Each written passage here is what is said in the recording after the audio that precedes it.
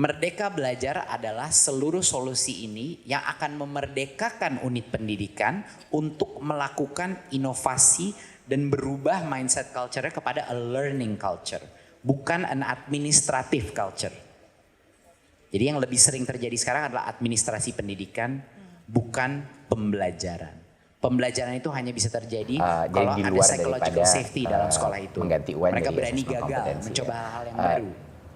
Idealnya seperti apa? Sangat sulit mengetes kreativitas, kemampuan berkolaborasi dengan suatu standardized test, iya kan? Nggak semua yang penting dalam pendidikan itu bisa diukur dalam tes pilihan ganda. Itu harus pertama dimengerti semua. Bahwa sebenarnya hal-hal yang lebih penting lagi yaitu kreativitas, kolaboratif, kemampuan berkolaborasi, kemampuan komunikasi. Inisiatif Merdeka Belajar kemampuan yang akan kita laksanakan. 4 jenis kebijakan, perubahan yang sangat penting. Yang satu, topik pertama adalah mengenai USBN.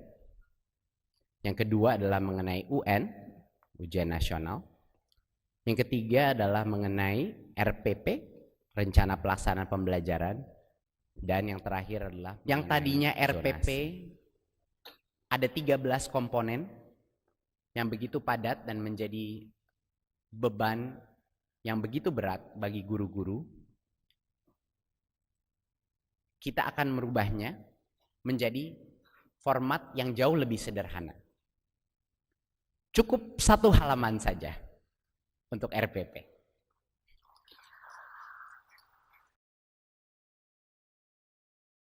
Assalamualaikum warahmatullahi wabarakatuh. Back to our channel di Paradigms ID ya, pakai S bukan. Nah teman-teman, kita udah lama banget ya nggak ketemu, nggak ngobrol. Kemarin sih udah beberapa ada yang masuk di requestan kita ya, baik DM di medsos kita ataupun di email gitu. Mana nih gitu katanya kan Paradigm kok nggak posting-posting video lagi. Nah kali ini kita coba posting video lagi ya, karena memang kemarin kan ya seperti kita ketahui ya teman-teman, musibah ini, bencana ini yang membuat kita semuanya berjarak. Semoga bukan dia ya yang berjarak. Oke, teman, kita hari ini kedatangan Kak Leli nih. Oke, sapa dulu Kak, teman. Wabarakatuh. Oke, waalaikumsalam Kak Leli. Nah, Kak Leli ini dari Universitas Ahmad Dahlan ya teman-teman. Ya, alumni dia backgroundnya, alumni ya siap, udah alumni aja.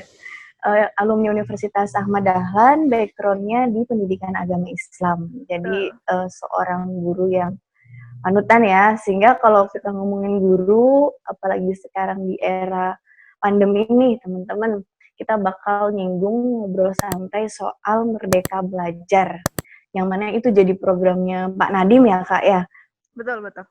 Ya, jadi Pak Nadiem ini punya program Merdeka Belajar di periodenya dia yang kemudian dikembangkan di metodologinya dikembangkan dengan pendekatan konteks pandemi ini teman-teman.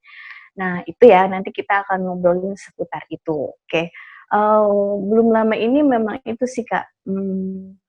Aturannya aku sendiri nggak begitu ini ya Kak, maksudnya nomor berapanya nggak tahu. Cuman yang kalau Kak Leli ketahui seputar Merdeka Belajar itu, misalnya dia cakupannya apa, ruang lingkupnya apa, itu seperti apa Kak? Ya, saya mulai ya. Assalamualaikum warahmatullahi wabarakatuh. Waalaikumsalam warahmatullahi wabarakatuh. Salam kenal untuk teman-teman semua. Ya, selamat. Oke, kita mulai dari tanggal 20 November ya, karena itu kan bertepatan dengan Hari Pendidikan Nasional tahun kemarin. Nah, ini berkaitan dengan pidato yang disampaikan oleh Bapak Menteri terbaru kayak gitu. Jadi Bapak Nadiem Makarim menyampaikan pidato berkaitan dengan hari tanggal 20 itu, kayak itu 20 November 2019. Nah, pada pidato yang beliau sampaikan, itu menekankan kepada Merdeka Belajar. Nah, bukan hanya dari sisi sekolah dasar, menengah atau atas, ini disambung, jadi relate merdeka, kayak gitu. Nah, sebenarnya ada beberapa poin. Sebenarnya ada 4 poin yang diunggulkan dari Merdeka Belajar yang beliau sampaikan. Yang ini berkaitan dengan USBN, terus UN, terus ada RPP, terus ada PPDB. Nah, sebenarnya ada 4 poin itu yang sangat ditekankan pada Merdeka Belajar itu. Begitu kata. Oke, ada 4 poin ya teman-teman. Ya.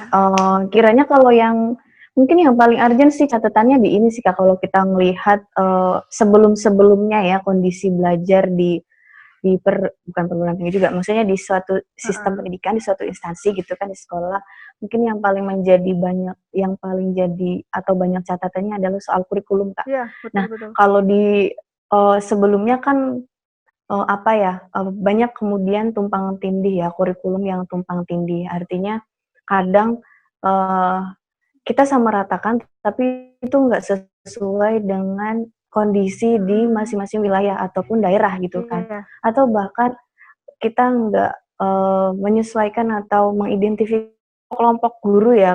Guru dalam hal ini ada yang muda, ada yang tua, ada yang bisa menggunakan internet dan lain sebagainya. Sehingga kalau kita bicara kurikulum kan ya Kak ya, itu tuh banyak banget catatannya. Nah, apa yang menjadi solusi kurikulum di Merdeka Belajar itu Kak? Gambarannya ini, itu. Ya sebenarnya banyak banget catatan ya untuk penerapan kayak istilahnya paradigma baru ataupun ide-ide kayak gitu, sangat baik ketika diterapkan kayak gitu. Nah, tapi memang harus ada analisis terlebih dahulu kayak gitu, kayak seperti melihat keadaan bagaimana infrastruktur di setiap daerah kayak gitu. Kan sebenarnya kemarin banyak kendala juga kayak gitu ya, banyak yang menentang dari kebijakan beliau. Ini sebenarnya sudah survei belum kayak gitu kan, terkait dengan keadaan listrik misalkan, ataupun teknologi yang digunakan di setiap daerah, terutama kan daerah-daerah terpencil yang harus menjadi prioritas kayak gitu. Nah, sebenarnya sepertinya kemarin mungkin kayak apa ya, analisisnya kurang tajam kalau menurut saya kayak gitu. Jadi ketika kebijakan ini diterapkan kayak gitu, jadi memang banyak ya sentilan-sentilan ya, maklum lah ya, ini adalah kebijakan yang baru kayak gitu. Nah, sebenarnya berkaitan dengan kurikulum, kalau sebelumnya kan ada kurikulum 2013, ada KTSP 2006 gitu kan, ada yang sebelumnya ada K13 gitu ya, 2013. Nah, sekarang sebenarnya ada perbedaan yang sangat signifikan kayak gitu. Nah, dari Merdeka Belajar ini yang sangat ditekankan adalah pembentukan karakter. Nah, jadi dalam segi peserta didik, terus dari segi pendidiknya, terus kayak media belajar, terus instrumen-instrumen pembelajar itu memang lebih disederhanakan. Jadi lebih mengutamakan kepada, nah arti Merdeka Belajar itu kan kayak lebih bebas berekspresi kayak gitu, sesuai dengan jadi lebih dominan untuk berdiskusi antara siswa dengan guru kayak gitu. Jadi lebih dominan untuk mengembangkan karakter anak kayak gitu. Oke. Jadi kalau misalkan kayak RPP tahun kalau misalkan KTSP 2013 itu kan ataupun sebelumnya itu berlembar-lembar kayak gitu. Bisa sampai 20 lembar kayak gitu, tebel banget kayak gitu. Karena itu sangat kompleks kan ya. Nah, sekarang beliau itu ya insya Allah sudah mencukupi kayak gitu. Karena lebih penting implementasi kayak gitu daripada ya walaupun memang administrasi itu penting juga ya, tapi jangan sampai menyulitkan katanya. Jangan sampai menyulitkan karena tugas guru itu sudah berat, jangan sampai ditambah berat dengan administrasi itu. Jadi jadi malah ini ya, kalau kebijakannya Pak Nadiem ya, malah justru lebih meringankan guru ya. Gitu. Harusnya. Tapi sebenarnya kalau kemarin ini sih Kak, saya beberapa kali ngobrol dengan 2 teman saya yang seorang guru gitu kan, di SMA Jogja ya, salah satu di SMA Jogja. Gerakan atau kebijakan Pak Nadiem ini oke banget gitu kan. Dia cepat nih, bisa dikejar oleh semua guru pada kategori usia tadi Kak. Ya, terus juga pada semua wilayah juga belum juga gitu kan. Artinya untuk bisa, jadi pola-pola ritme termasuk pengadministrasian, pengorganisiran gitu yang dilakukan oleh Pak Menteri kita itu justru lebih ke model penerapannya di sistem bisnisnya dia gitu. Gojek lah ya kita sebutnya. Gojek gitu kan kayak gitu. Terus dia nerapin itu untuk kemudian ayo guru-guru semua harus cerdas, harus melek internet dan lain sebagainya kan kayak gitu. Gimana itu Kak? Iya sebenarnya ini menjadi catatan juga, terutama di pandemi ini ya, di pandemi khususnya kayak gitu. Karena kan beliau menjabat terus ada cobaan yang sangat luar biasa kayak gitu kan pandemi. Benar-benar. Padahal idenya sudah sangat luar biasa idenya kayak gitu.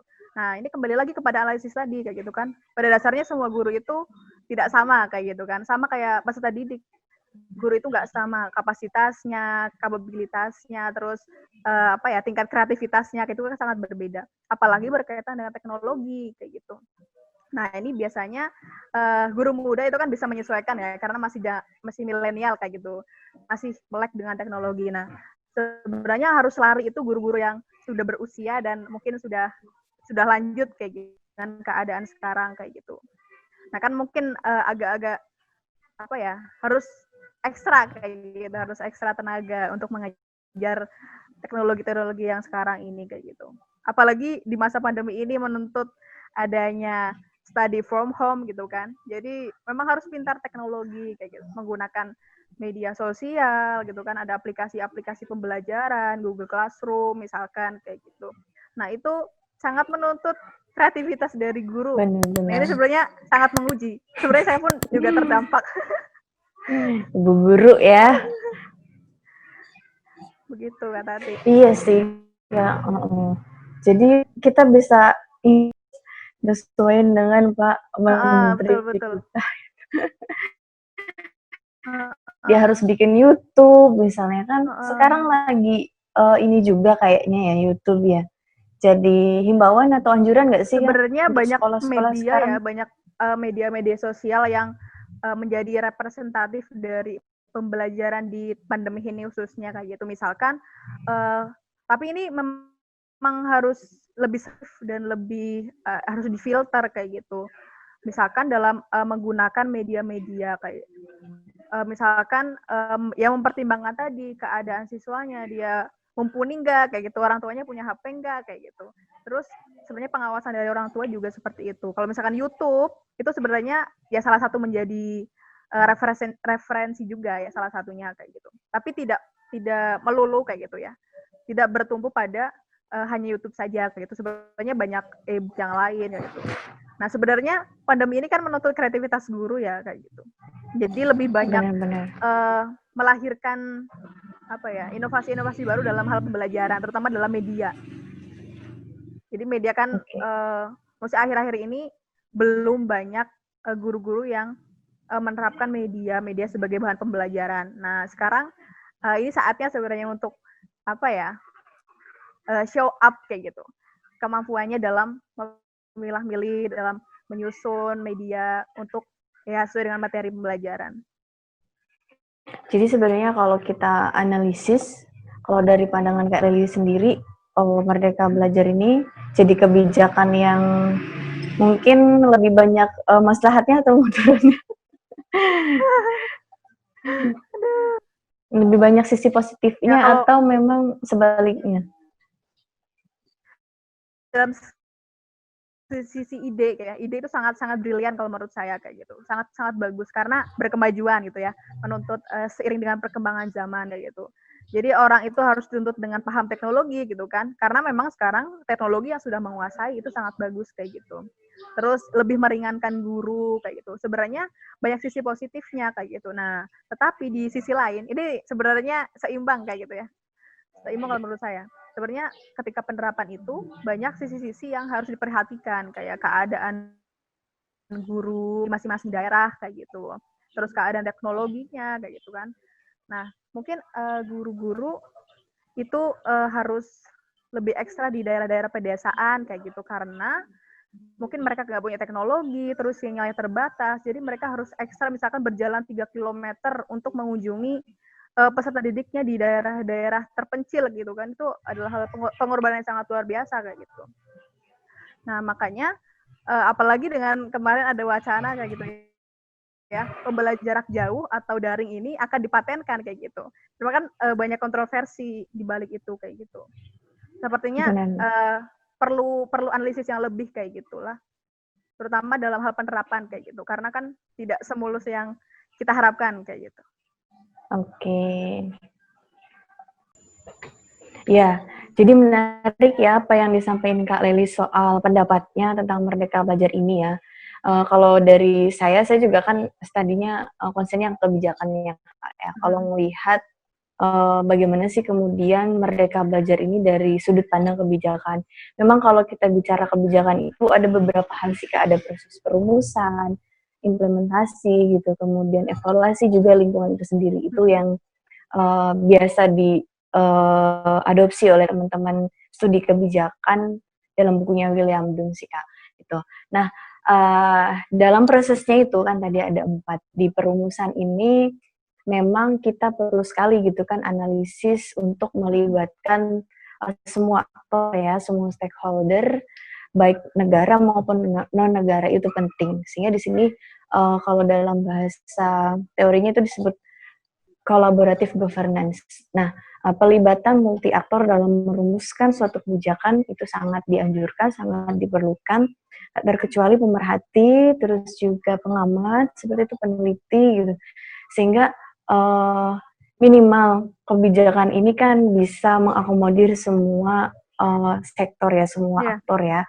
Karena apa ya Kak ya, bayangin kalau kita nggak ngelibatin aktor non negara gitu kan, di samping kita tidak mengindahkan trust publik gitu kan terhadap pemerintah, juga kita bisa menghadirkan ya, juga kita bisa memberikan apa ya, maksudnya kemudahan lah. Kita kan butuh mereka nih untuk nyebarin, luasin informasi nih Kak, untuk kemudian bisa memahamkan ke semua sektor sampai tingkat desa.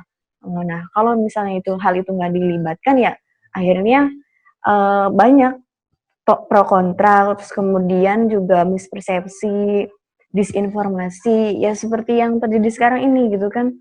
Akhirnya mana lebih banyak antara trust atau enggak gitu kan, antara kritik atau memuji misalnya seperti itu kasarannya ke pemerintah kita sih kalau dalam studi kebijakan. Kayak gitu sih Kak. Nah, kita bergeser ke ini sih Kak, gimana kalau Kak Leli kemarin baca nggak yang kira-kira di dalam, kalau tadi kan kita baru ngebahas kurikulum ya. Nah, kalau dalam konteks 3 yang lainnya gimana itu Kak, singkatnya, sederhananya, supaya teman-teman bisa paham. Tadi kan Kak Leli bilang ada 4 nih, salah satunya kurikulum. Nah, kalau yang ketiga lainnya itu gimana? Oh ya, ini sebenarnya kita lebih fokuskan kepada pendidikan dasar, menengah sampai atas ya. Nanti kalau untuk kampus Merdeka tuh beda lagi. Beda lagi ya panduannya ya. Iya betul.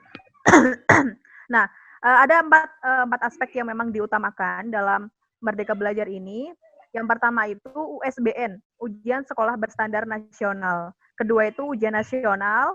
Yang ketiga itu RPP atau Rencana Pelaksanaan Pembelajaran.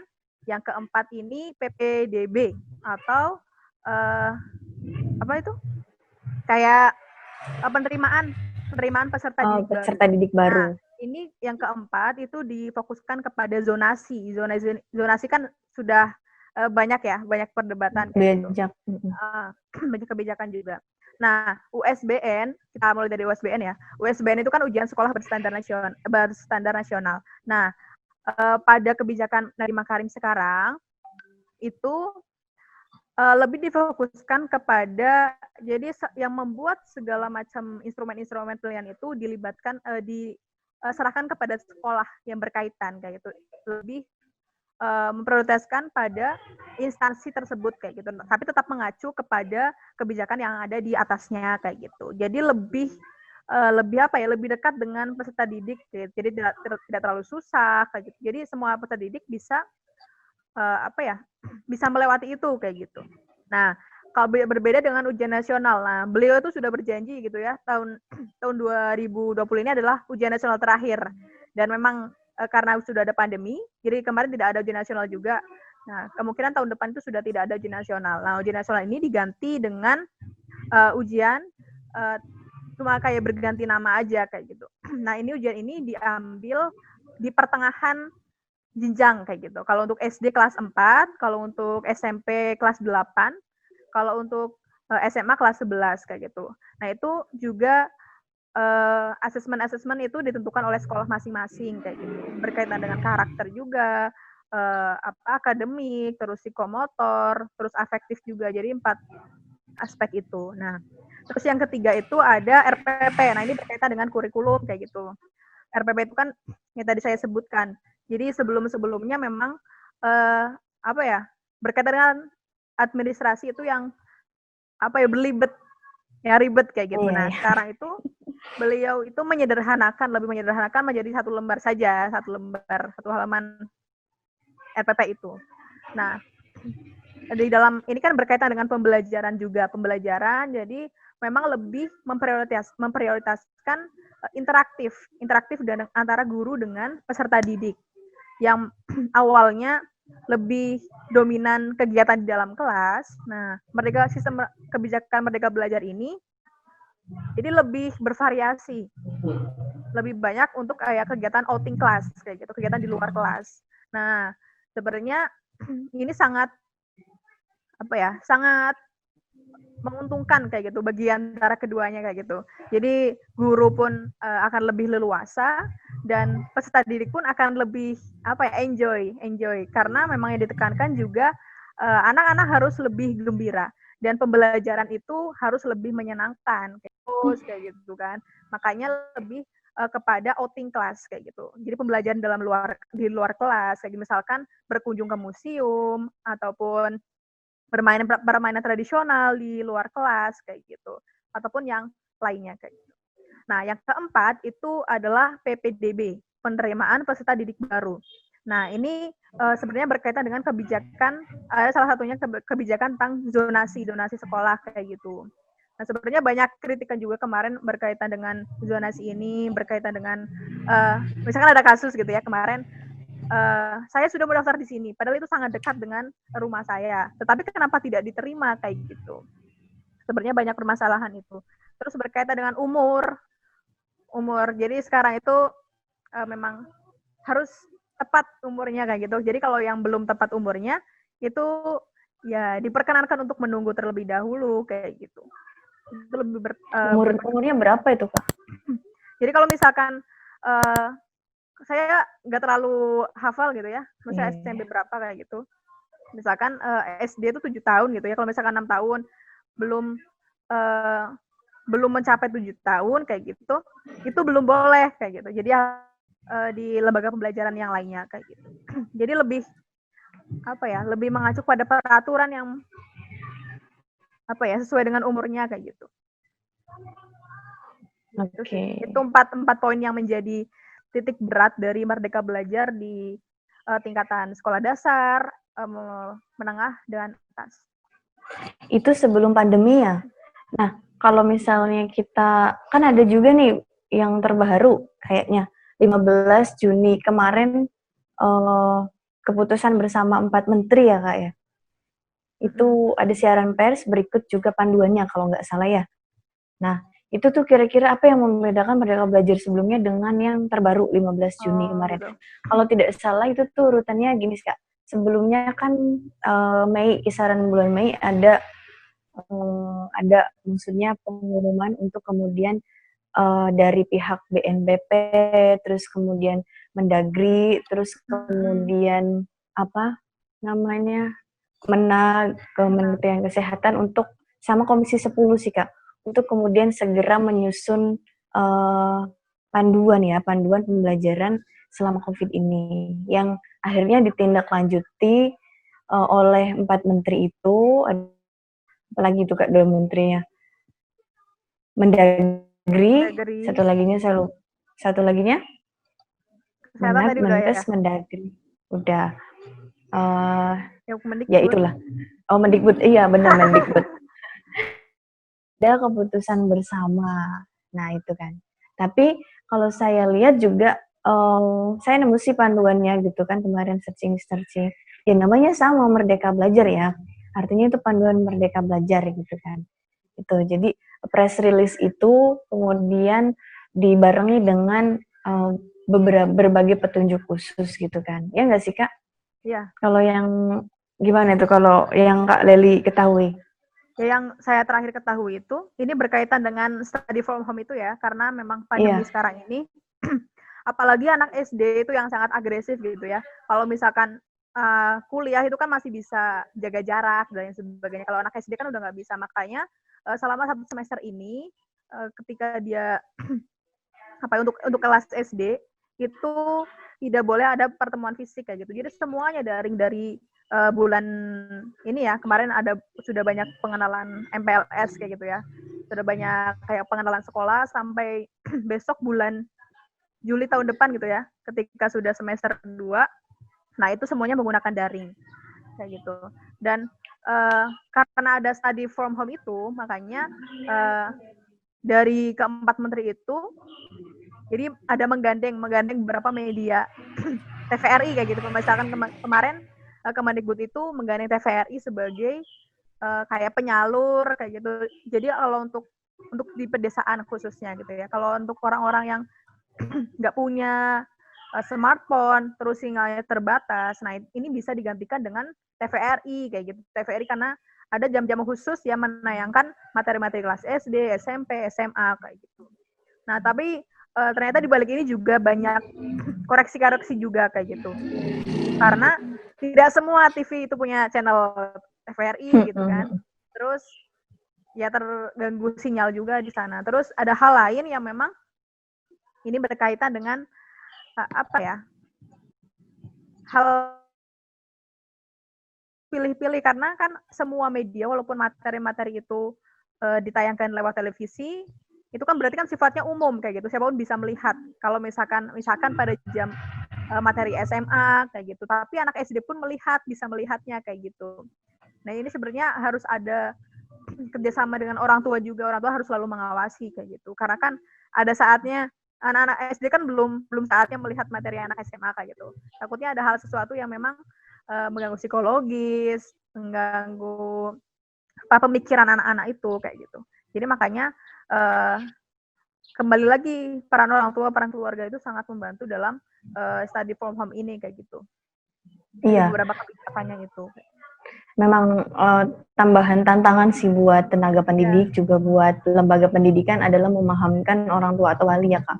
Karena memang prioritas di masa pandemi ini adalah keselamatan kesehatan yang nggak cuma peserta didik doang, tapi masyarakat sekitar juga ini menjadi hal yang perlu diperhatikan gitu ya Kak ya. Oke. Dan ini juga sih Kak, tambahan sedikit ya. Kalau sebenarnya pentingnya publikasi kayak gitu kan.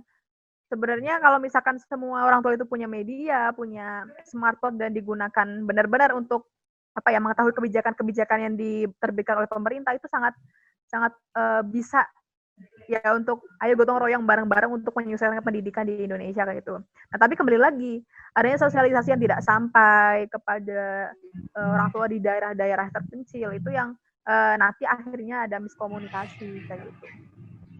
Jadi emang sosialisasi ini penting banget sih ya Kak ya. Karena kuncinya di situ sih, komunikasi komunikasi antar stakeholder dari tingkat pusat sampai desa untuk kemudian bahu-membahu dengan capaian atau sasaran kepala keluarga gitu. Betul. Atau dalam hal ini orang tua atau wali. Kalau misalnya nggak ada sosialisasi, kalau misalnya nggak ada komunikasi ya tentu yang terjadi mereka akan ya udah itu bukan tanggung jawab saya kok gitu kan, saya tetap pergi ke kebun misalnya, terus saya tetap harus mencari kerja kayak gitu-gitu, sehingga abai dengan nasib pendidikan anaknya selama study from home tadi. Nah itu sih mungkin itu bisa diatasi banget, kuncinya memang komunikasinya pemerintah. Nah tapi kalau dilihat di laman-laman Kemendikbud juga udah banyak sih ya Kak ya, laman atau web atau channel yang memang di situ disediakan atau menjadi fasilitas oleh pendidik maupun orang tua atau wali ya dalam mengajarkan anaknya. Iya nggak sih Kak? Iya betul. Kalau misalkan dibuka dalam webnya Kemendikbud itu ada banyak komunikasi itu lebih interaktif, jadi lebih terbuka kayak gitu. Jadi ada pertanyaan-pertanyaan yang memang ditujukan untuk Kemendikbud terkait dengan pendidikan itu sangat ya bisa disampaikan lewat laman itu kayak gitu. Dan Kemendikbud akhir kemarin pokoknya beberapa hari yang lalu itu mengumumkan adanya guru penggerak kayak gitu. Nah, itu sebenarnya sudah guru penggerak ini ya tujuannya ya sebagai apa ya, poros-poros pendidikan di daerahnya masing-masing. Jadi setiap daerah itu ada beberapa guru yang memang nanti diprioritaskan setiap daerah itu kayak gitu. Dan kemarin ada pengumuman tahap 1 kayak gitu. Saya pun nggak tahu. Kalau ikut kemarin? Ya, saya tahunya udah pengumuman tahap 1. Sudah selesai. Gitu, sayang banget ya.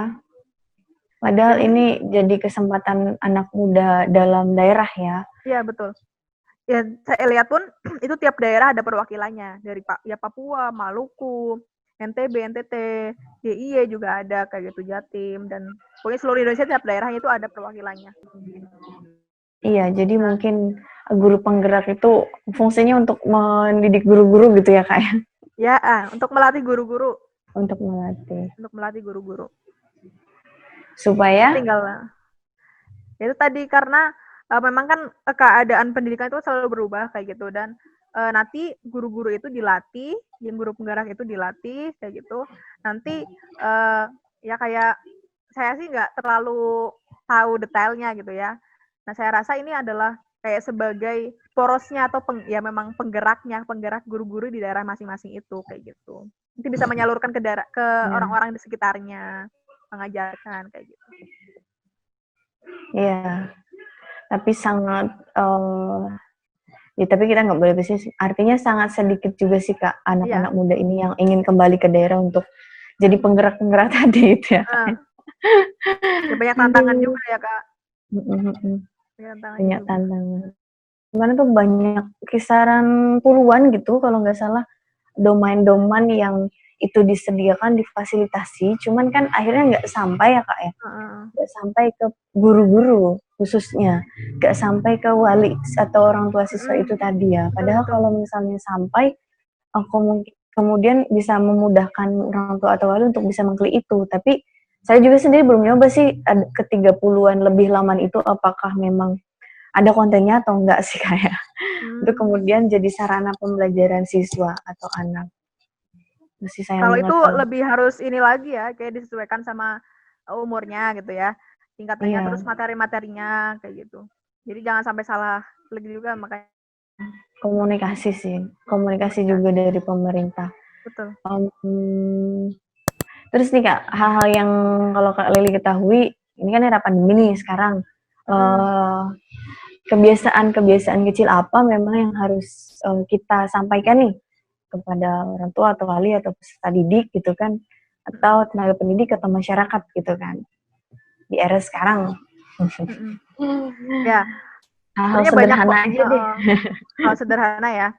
Jadi memang pendidikan itu bukan hanya sang anak aja yang harus berjuang, tapi orang tua juga harus selalu mengawasi kayak gitu, selalu pokoknya mendampingi setiap proses pembelajaran sang anak itu. Bukan menjerumuskan, bukan mengarahkan kamu harus ke sini, anaknya agak salah arah ya diluruskan lagi kayak gitu. Itu adalah tugas orang tua dalam hal itu kayak gitu. Misalkan dalam ya kalau misalkan di daerah-daerah pedesaan kayak gitu ya, karena di sana itu ya kebanyakan nggak punya media, nggak punya smartphone itu, makanya orang tua itu harus kreatif kayak gitu. Misalkan tidak harus materi-materi yang bersifatnya formal kayak gitu. Misalkan pelajari tentang IPA, bagaimana struktur kulit kayak gitu, itu tidak sebenarnya. Nah, itu bisa digantikan dengan media-media lebih kreatif. Misalkan ada permainan-permainan tradisional itu juga bisa untuk menggantikan itu. Nanti kalau untuk yang materi formal itu bisa membaca buku kayak gitu. Jadi harus diimbangi juga dengan kegiatan-kegiatan yang sifatnya mengolah rasa kayak gitu. Jadi ini menguji kedekatan juga dengan orang tua kayak gitu. Nah, sebenarnya kan kalau materi-materi di sekolah itu sudah dikurangi ya. Jadi kalau sekarang itu ya tetap ada pembelajaran secara daring, lebih sederhana kayak gitu. Jadi sebenarnya ada kurikulum kurikulum darurat. Kurikulum darurat di tengah pandemi ini untuk menyesuaikan dari penyampaian materinya apa saja kayak gitu. Tapi itu harus tetap mengacu kepada peraturan daerah dan pusat. Kalau mungkin kayak hal-hal kecil sih Kak, yang mungkin jadi pesan untuk anak didik atau peserta didik apa Kak di era pandemi ini? Ya, kalau untuk peserta didik ya, jadi jadikan semua tempat, jadikan semua keadaan itu sebagai tempat belajar kayak gitulah. Jadi jangan hanya mengharapkan pendidikan itu hanya di sekolah kayak gitu. Jangan hanya mengharapkan itu karena ya kita tidak tahu keadaan gitu kan. Makanya kita bisa kok menggunakan media yang ada di rumah kita sebagai media belajar kayak gitu. Jadi tidak banyak menuntut juga untuk anak-anak kayak gitu kan. Wah nggak ke sekolah nih, ya udah nggak usah belajar enggak kayak gitu kan. Makanya anak-anak itu juga harus tahu kondisi juga. Sekarang lagi nggak sekolah nih, kita harus jaga jarak. Nah makanya harus di rumah aja kayak gitu kan. Ya kurang permainannya di luar, lebih ke dalam rumah, lebih kreatif. Misalkan buat permainan apa yang bisa di dalam rumah, dari gardus, dari apapun lah kayak gitu. Iya. Kalau dalam buku panduan itu sampai rigid juga sih Kak disebutin kalau misalnya pakai masker itu minimal 2 lap, tapi di dalamnya harus dikasih tisu. Ya. Gitu. Ya kan ada itu. Tapi maskernya bukan masker medis ya, jadi harus masker kain ya Kak. Masker kain, betul. Itu kan memang ada masker tempat tisu kayak gitu atau kain yang tipis. Benar-benar. Nanti teman-teman bisa baca lebih detail di mana itu panduan itu gitu kan. Kalau nggak salah ada panduannya, bukan yang surat edaran ya, surat edaran keputusan bersama. Nah, jadi setelah surat edaran keputusan bersama itu ada panduan yang sampai serigid untuk siswa kategori dalam pemantauan, OTG, orang tanpa gejala dan lain sebagainya. Nanti teman-teman bisa baca lanjut di situ ya. Kalau untuk kita selaku anak muda nih gimana nih Kak menyikapi fenomena pendidikan di pandemi ini? Karena kan kalau saya sendiri bukan guru nih, terus juga studinya juga studi sosial nih gitu kan. Kira-kira apa nih yang bisa kita lakukan? Ya karena kita terlahir pada zaman ya era milenial, terus era memang sudah sadar dengan teknologi. Nah, setidaknya gitu kan meringankan beban orang tua gitu kan. Ya walaupun memang tidak, ya kita membantu sedikit dan tidak semuanya, nggak ya sini aja misalkan tidak mengambil alih semua tugas dari guru-guru yang tua kayak gitu, tapi setidaknya mengajarkan yang kita bisa dengan teknologi kayak gitu. Itu loh Pak caranya, cara bikin PPT itu seperti ini loh kayak gitu kan. Cara bikin video itu seperti ini. Terus yang kedua, saya rasa karena sudah ada kebijakan gitu ya. Nah kalau misalkan mau mengkritik adanya kebijakan itu nggak apa-apa gitu kan. Itu bagus gitu kan untuk evaluasi ke depannya kayak gitu. Nah, kalau bisa kalau misalkan misalnya teman-teman kita, misalnya angkatan kita itu ketika anak muda punya ide yang cemerlang, kenapa tidak disalurkan kayak gitu? Disalurkan misalkan membuat tulisan tentang metode yang efektif di tengah pandemi ini kayak gitu. Nah, ini khusus untuk teman-teman yang ada di daerah masing-masing di pedesaan. Nah, sebenarnya ini juga cita-cita saya gitu kan, membentuk satu kelompok pembelajaran kayak gitu. Pembelajaran di rumahnya masing-masing kayak gitu. Karena kan dia terlahir sebagai pemuda yang terdidik kayak gitu. Nah, yang seharusnya mempunyai kesadaran untuk mengajak ke lingkungannya. Kan banyak tuh anak-anak yang tidak sekolah. Sudah. Oke. Jadi dimulai dari kelompok belajar di daerah masing-masing, di daerahnya masing-masing itu untuk kalau misalkan teman-teman pemuda ya, itu kan ya jadi ajak teman-teman, ajak adik-adik yang anak SD atau SMP kayak gitu, tapi di lingkup misalkan per RT ataupun di daerah situlah sekitar rumah kalian kayak gitu. Nah, misalkan setiap jam berapa kayak gitu.